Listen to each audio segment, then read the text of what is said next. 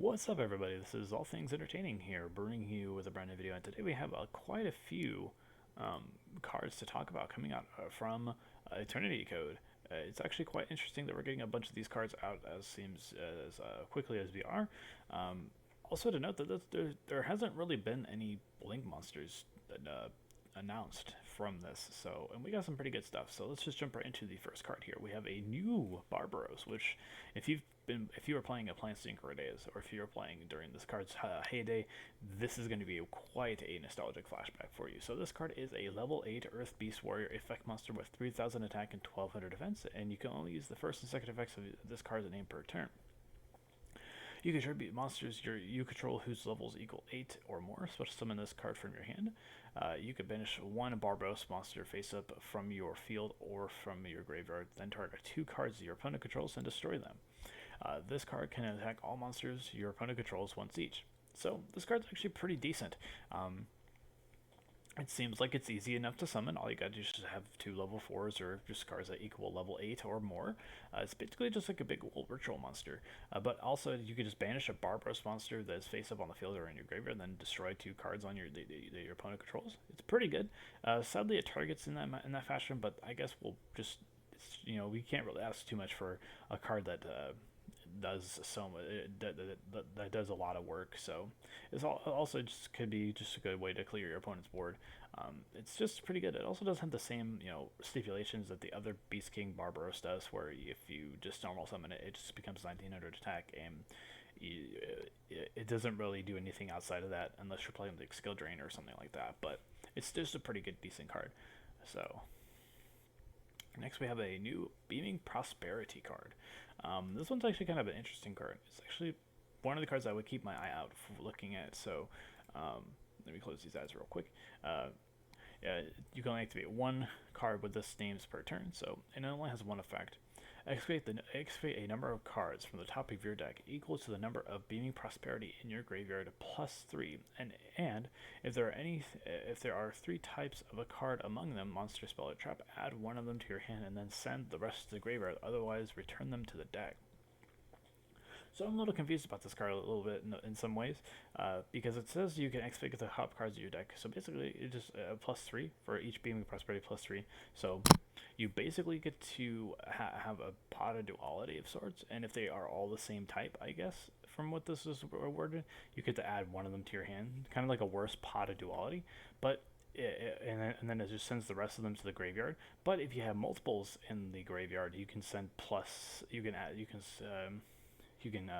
reveal 6 cards or +9 cards, and then just add 1 of them to your hand and then send the rest of them to the graveyard. I think this could be a really interesting thing. Like if you're playing like an Infernoids, you could just reveal 6 monsters or 9 monsters or however so many monsters that you're playing, because you're probably not playing that many spells and traps to begin with. And then you get to add 1 of them to your hand, and you get to send the rest of them to the graveyard, which is pretty good.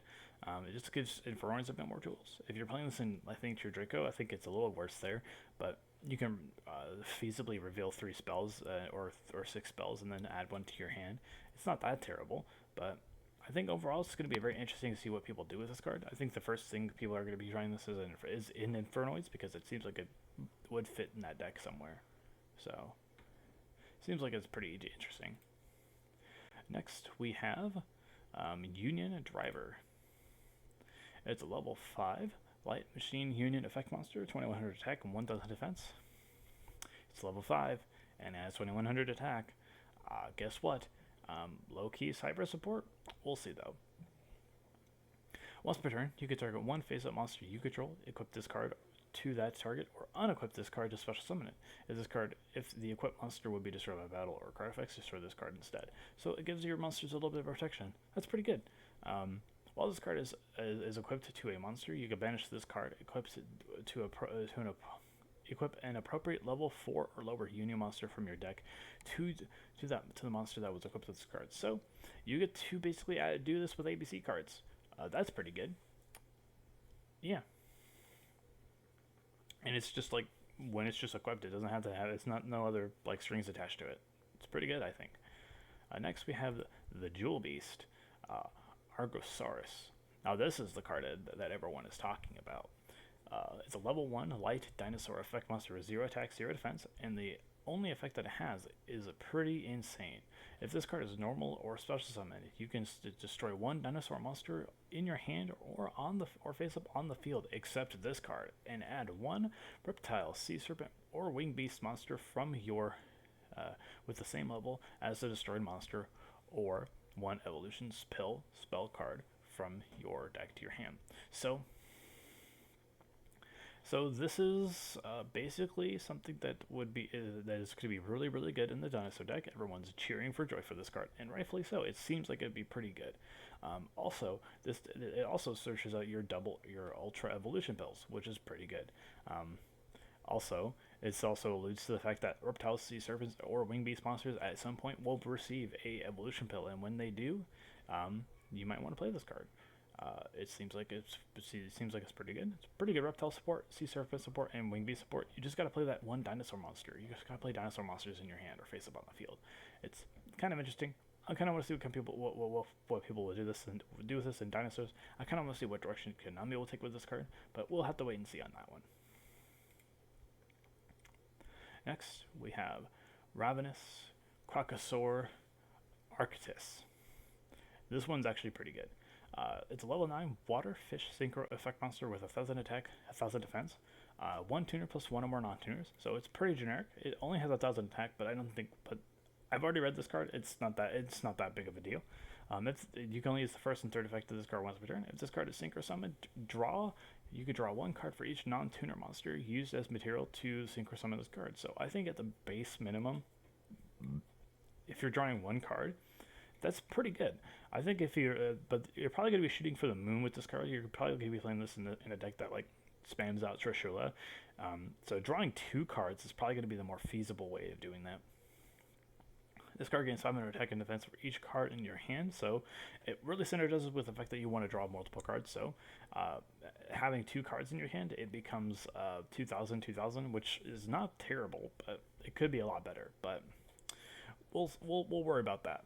And the quick effect is actually pretty interesting. You could discard 2 cards, then target 1 card on the field, destroy that card. It's pretty good. So I like it. I think it's a pretty good card for the most part. And the last card is a new Infernoid support card. Well, actually, it's not really an Inferno. Well, it is an Infernoid card, but you can also play this with other Fiend cards. This is Void Calamity. It is a continuous spell, and you can only use the first and second effect of this card once per turn. The first effect is you could discard 1 card, send 1 Fiend monster from your deck to the graveyard. That's actually kind of insane. Even if you're not playing Infernoids, seems like a pretty good effect. Not only are you discarding 1 card, so it synergizes with some of your Burning Abyss or your like Infernity cards, but you're also sending a Fiend monster from your deck to the graveyard, also triggering their effects as well. So it's definitely interesting.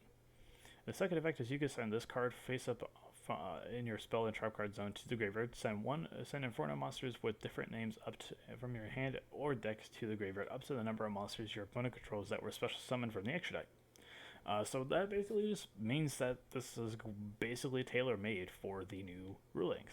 So if your opponent has, like, let's say, optimistically, if they have all 6 extra deck spaces filled up, well, guess what? You get to send 6 monsters. But I think on average, you're probably going to be sending maybe 2, maybe 3 monsters with this card, which still isn't too bad.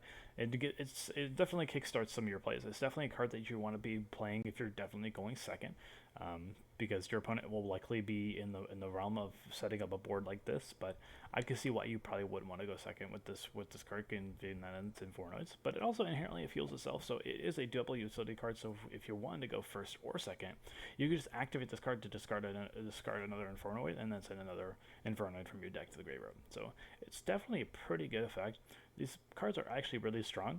I think the weakest card probably is that spell card. Let me go back. This card, because I'm not entirely sure what this card does. It's kind of a little bit of a confusing card. So, but anyway, if you guys did enjoy this video, please tell me what you guys think about this video. Tell me what you guys would use with these cards, and tell me if any of these cards seem like they're competitively viable. I think these 3 cards are definitely competitively viable. Not sure about these 3 though, but this has been All Things Entertaining. See you later.